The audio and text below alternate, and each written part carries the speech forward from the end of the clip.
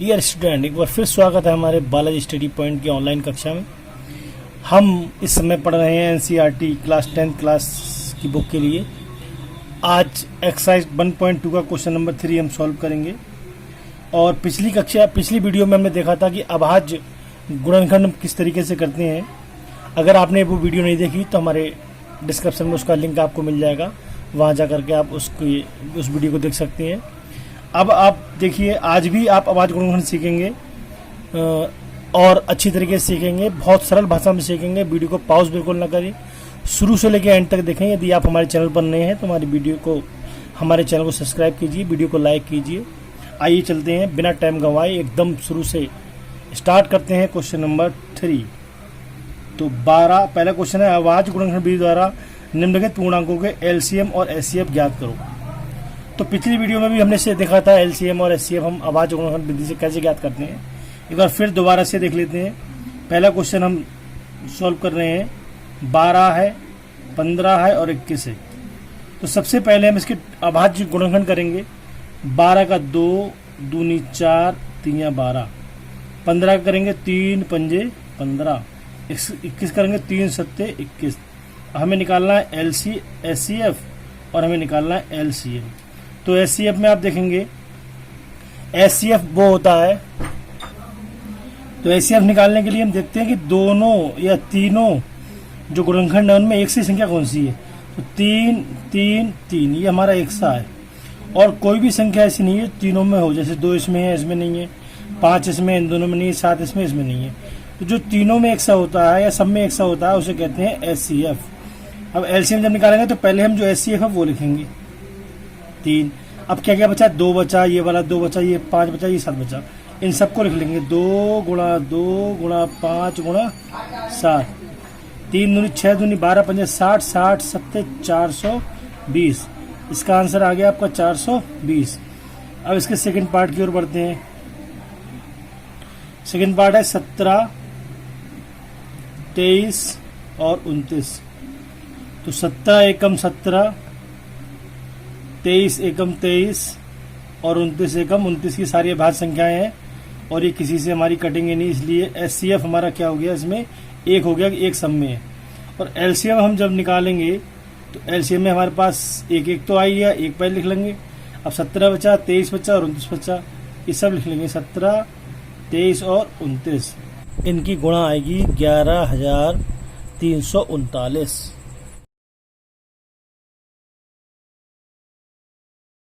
LCM. अब इसका तीसरा पार्ट हम सॉल्व करते हैं, 8 9 और 25। तो 8 के टुकड़े करेंगे हम, 2 दूनी 4 दूनी 8, 9 के करेंगे 3 3 9, 25 के करेंगे 55 25। तो इसका एचसीएफ निकालेंगे और एलसीएम हम निकालेंगे। तो आप देखेंगे कि इसमें कोई भी संख्या एक सी नहीं है, मतलब कोई भी संख्या तीनों में एक सी नहीं है। जब एक सी जब कोई भी संख्या न मिले तो हमारा एचसीएफ हो जाता है 1। अब एलसीएम जब हम निकालेंगे तो एलसीएम निकालने के लिए हम क्या करेंगे कि ये सारी संख्या हमें लिखनी पड़ेंगी, क्योंकि कोई भी संख्या इसमें एक सी नहीं है। तो 2 लिखेंगे हम, फिर हम ये दोनों 3 लिखेंगे और फिर हम लिखेंगे 5 गुणा 5। तो 55 25, 25 ने 225 और 225 अट्ठे होते हैं हमारे पास 900। ये इस तरीके से हमारी 225 अट्ठे होते हैं 1800। तो ये इसका आ गया हमारा एलसीएम। अब उम्मीद है कि आप एलसीएम और एचसीएफ निकालना सीख गए होंगे। एक क्वेश्चन आपके बोर्ड एग्जाम में इसका जरूर आता है। अब आप क्वेश्चन नंबर 6 की ओर चलते हैं। क्वेश्चन नंबर 6 आपके सामने प्रस्तुत है, व्याख्या कीजिए कि 17 11 13 प्लस 13 और 7 गुणा 6 प्लस 5 गुणा 4 गुणा 3 गुणा 2 गुणा 1 प्लस 5 भाज्य संख्या क्यों है। भाज्य संख्या उन्हें कहते हैं जो किसी भी पहाड़े में आती हैं, और जो किसी पहाड़े में नहीं आती हैं उन्हें कहते हैं अभाज्य संख्याएं। मतलब अभाज्य संख्याएं या तो खुद से कटेगी या एक से कटेगी, और भाज्य संख्या जो होगी वो खुद या एक के अलावा भी किसी और संख्या से कटती है। तो देखिए हमारा पहला पार्ट है 17 गुणा 11 गुणा 13 प्लस 13।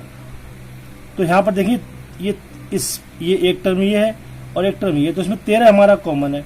तो हम 13 कॉमन निकालेंगे तो क्या बचेगा, 7 बचेगा, 11 बचेगा, 13 बाहर आ गया और 13 एकम 13 बचा। तो 13 यहाँ गुणा होता है, 11 सत्ते 77 और 1 78।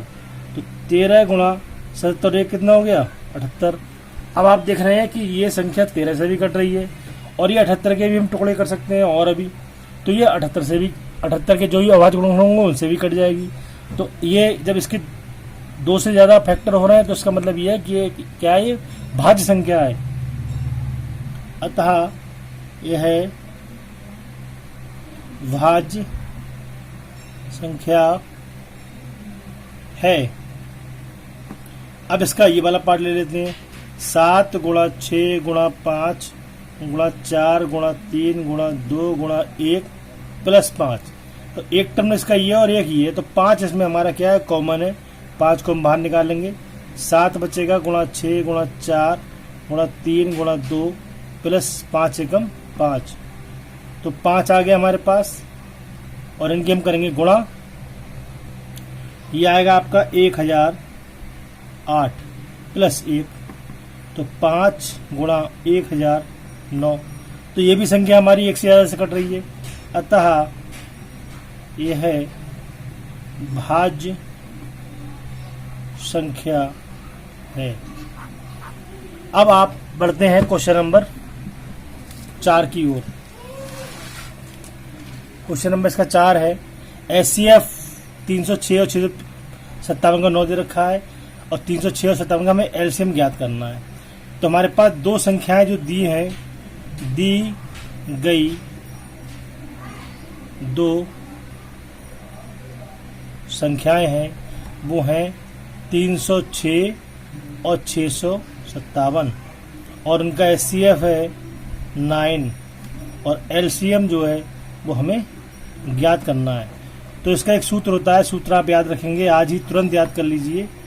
एचसीएफ गुणा एलसीएम बराबर पहली संख्या गुणा दूसरी संख्या। ये सूत्र होता है, साधारण सा सूत्र है। एचसीएफ का मान 9 है, एलसीएम हमें निकालना है। पहली संख्या हमारे पास 306 है और दूसरी संख्या हमारे पास 567 है, सॉरी 657 है, 657।